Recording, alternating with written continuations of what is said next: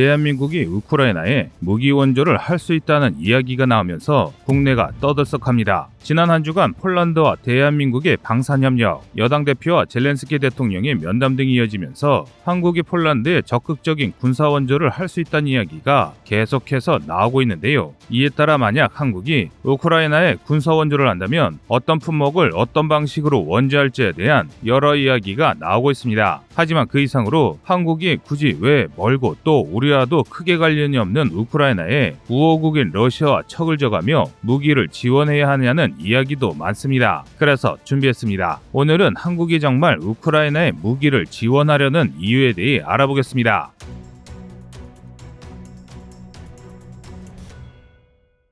2022년 6월 11일 우크라이나 돈바스에서는 굉장히 치열한 혈전이 벌어지고 있습니다. 도네츠크시 바로 남쪽 도시 마린카에서는 개전 이후 지금까지 끊임없이 교전이 벌어지고 있으며 러시아군의 포격은 민간인과 군인을 가리지 않습니다. 이에 대응해 우크라이나군 역시 서방으로 받은 M777 곡사포 등으로 응사하고 있는데요. 이처럼 치열한 교전이 벌어지면서 돈바스는 말 그대로 폐허가 되고 있습니다. 특히 돈바스인을 해방시키겠다는 러시아의 초토화 포격으로 인해 그 피해가 엄청난데요. 격전이 한창인 세베르도네츠크 인근 메톨킨, 보리스케에서는 아예 멀쩡한 시가지가 없다는 이야기가 나오고 있습니다. 세베르도네츠크도 마찬가지입니다. 현재 지도상으로는 양측이 도시를 반분하고 치열하게 교전하는 것처럼 보이지만 실제로는 양군의 포병이 시가지의 적들을 향해 맹포격을 가하는 구도로 전선이 짜여 있습니다. 그러다 보니 한쪽이 우세를 점하면 순식간에 상대의 시가지를 점령할 수 있는 상황입니다. 그 이유는 남아있는 건물이 없어 곧바로 진격이 가능할 정도로 시가지가 평탄화됐기 때문인데요. 그리고 이런 포격에서 핵심적인 역할을 하는 것이 양측의 드론 전력입니다. 지난 3월 붕괴됐던 우크라이나 수도 키이우의 쇼핑몰이 그 대표적인 사례인데요.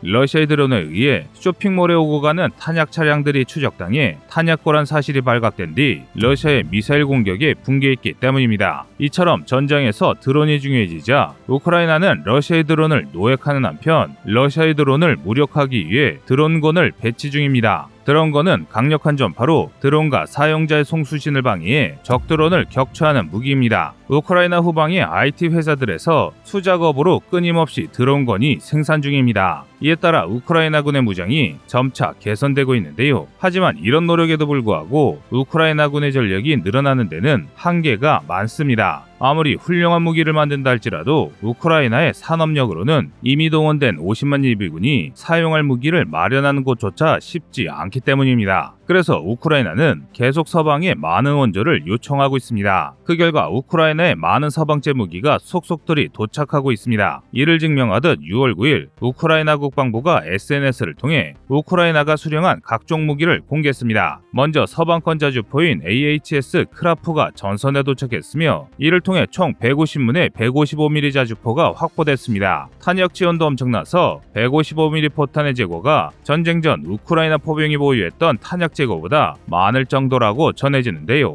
여기에 우크라이나군이 원래 사용하던 152mm 구경의 동국건포 50문과 탄약 역시 수령했다고 밝혔습니다. 이외에도 미국이 공유한 M113 장갑차를 중심으로 총 250대의 장갑차, 하이마스 고기동 다련장 로켓 등 각종 화기들이 속속 전쟁에 배치되고 있는 상황입니다. 하지만 러시아 전력을 상대하기에는 그래도 부족합니다. 이런 막대한 물량조차도 우크라이나군을 전부 무장시키기에는 턱없이 부족한 물량이기 때문인데요. 그래서 우크라이나는 현재 무기를 빌릴 수 있을 것 같은 나라들을 모두 찾아다니며 자신들의 체면은 따지지 않고 무기 지원을 요청 중입니다. 최근 우크라이나 젤렌스키 대통령과 대한민국의 여당 대표가 회담을 한 이유도 이러한 내용 때문인데요. 우크라이나 입장에서는 한국은 굉장히 매력적인 나라입니다. 다들 잘 아시다시피 세계에서 최강의 포병 전력을 보유한 서방권 나라는 대한민국이 유일합니다. 하지만 얼마 전까지만 하더라도 대한민국은 우크라이나에 대한 비군사적인 지원조차 꺼렸습니다. 소련 붕괴 이후 꾸준히 축적된 러시아와의 우호 관계와 경제적 협력 관계를 포기하면서 우크라이나를 지원할 이유가 없다고 본 것이죠. 하지만 전쟁이 장기화되고 러시아가 점점 더 강경한 선택을 하면서 이야기가 달라지기 시작했습니다. 현재 러시아는 부차 학살로 국제사회에 공적이 됐습니다. 하지만 그럼에도 정신을 차리지 못하고 한국을 포함한 주변국을 위협하고 있는데요.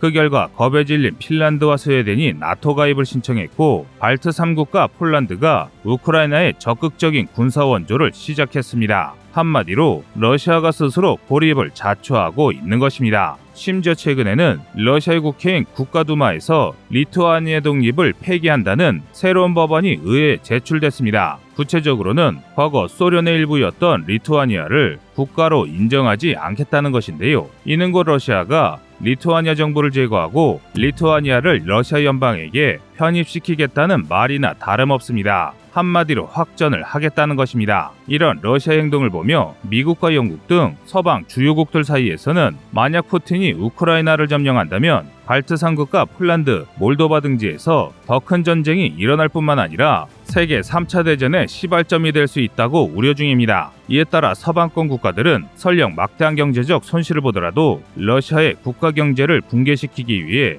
여러 제재를 발표하기 시작했는데요. 상황이 이렇게 되자 아무리 대한민국이 러시아의 호의적인 국가랄지라도 중립을 유지하는 것이 점차 어려워지고 있습니다. 우크라이나를 돕지 않고 가만히 있는 것조차 러시아를 돕는 것이라고 국제적인 공감대가 형성됐기 때문입니다. 하지만 이런 상황에도 불구하고 많은 우리 국민들이 러시아와의 경제 협력을 이야기하며 우크라이나에 대한 무기 지원을 하지 말아야 한다고 주장합니다. 전쟁이 끝난 뒤 대한민국이 러시아로부터 보복을 당할 수 있다는 것입니다. 하지만 이번 전쟁은 러시아의 승패와 상관없이 지금 우리가 알던 러시아는 지구상에서 사라질 운명에 처해집니다. 다시 말해 과거의 러시아를 전쟁 이후의 러시아로 생각해서는 안 된다는 것입니다. 우선 러시아와 대한민국의 사이가 좋았던 것은 사실입니다. 자원대국인 러시아와 제조강국인 한국은 서로가 서로에게 이익이 되는 존재였고 국방항로 개발 등에서 여러 협력이 가능했습니다. 하지만 이는 어디까지나 전쟁 이전의 이야기입니다. 미국이 러시아를 끝장내겠다고 결심한 이상 러시아는 설령 전쟁에서 승리하더라도 경제를 복구할 수 없습니다. 이를 증명한 사례가 바로 소련입니다. 러시아의 전신인 소련은 군비 경쟁을 벌이다 막대한 재정을 감당하지 못하고 1990년대 초반에 스스로 무너졌습니다. 그리고 이 소련이 다시 러시아로 부활해 국제사회 전면에 등장한 것은 2000년대 말입니다. 그러니까 아무런 제재 없이 경제를 복구하는데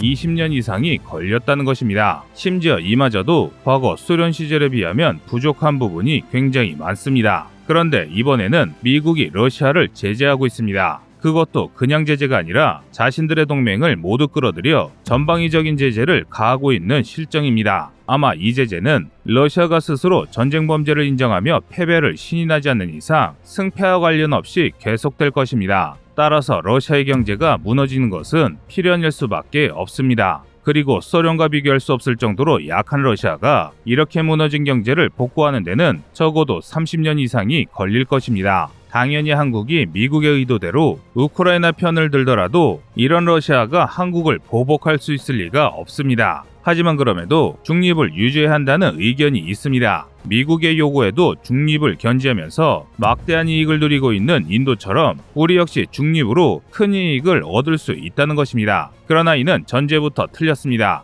인도는 1955년 반동회의를 전후로 하여 형성된 3세계 국가의 대표입니다. 그래서 인도는 아주 오래된 중립국가이며 상당수 자원을 자급자족할 수 있고 국제무역에서 미국의 영향력을 좀 무시한다고 손해볼 게 없는 나라입니다. 반면 대한민국은 다릅니다. 부족한 자원 때문에 우수한 인력으로 생산한 물자를 수출해 국가를 운영하는 나라가 대한민국입니다. 그래서 대한민국에게 미국이 가지는 영향력은 정말 막대합니다. 일례로 대한민국이 필요로 하는 모든 물자가 오고 가는 바닷길은 미국의 동맹과 군사기지들이 가득합니다. 제주도에서 조금만 내려가면 오키나와 미군 기지가 있고 일본, 대만, 호주 등 미국의 주도하에 반중전선을 펼친 국가들이 등장합니다. 한마디로 우리 경제와 군사와 관련한 목줄을 쥐고 있는 국가가 바로 미국인 것입니다. 그리고 미국은 절대 착한 나라가 아닙니다. 대한민국의 산업이 미국과 밀접하게 연결되어 있고 양국의 국익이 서로에게 이익이 되기 때문에 한국을 아끼는 것이지 우리가 미국의 뜻에 반하면 언제든지 대한민국을 국제사회에서 고립시킬 수 있습니다. 그렇다고 미국이 우리를 위협한다고 미국에 도전 중인 중국과 함께 공동전선을 펼칠 수도 없습니다. 대한민국 사람이라면 누구나 알고 있듯이 중국은 미국보다 더하면 됐지 나은 나라가 아니기 때문입니다.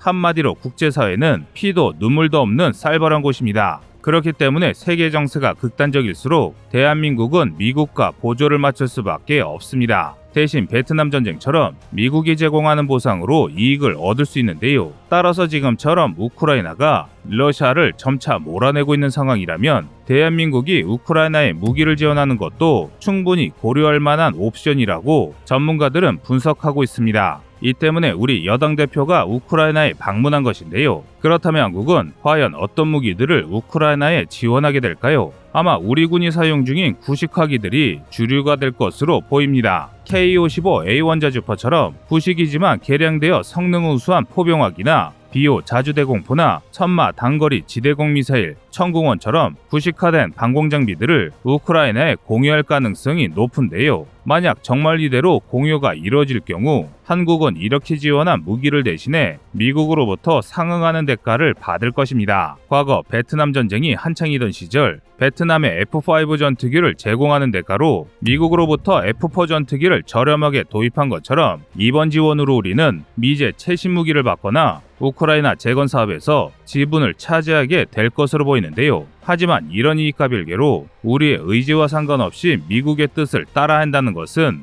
그리 달갑지 않은 이야기입니다. 이 때문에라도 우리가 좀 더 자주적인 국가로 거듭나야 하는데요. 그러기 위해서 자주국방이 필요한 것입니다. 만약 우리가 미군의 도움 없이 중국을 견제할 수 있는 막강한 군사력을 확보하고 나아가 핵무장까지 성공한다면 설령 미국이라 할지라도 우리 대한민국을 함부로 할 수 없게 될 것입니다. 그리고 그렇게 돼야만 대한민국이 진정한 자주강국으로서 세계 무대에 나설 수 있을 것입니다. 여러분의 생각은 어떠신가요?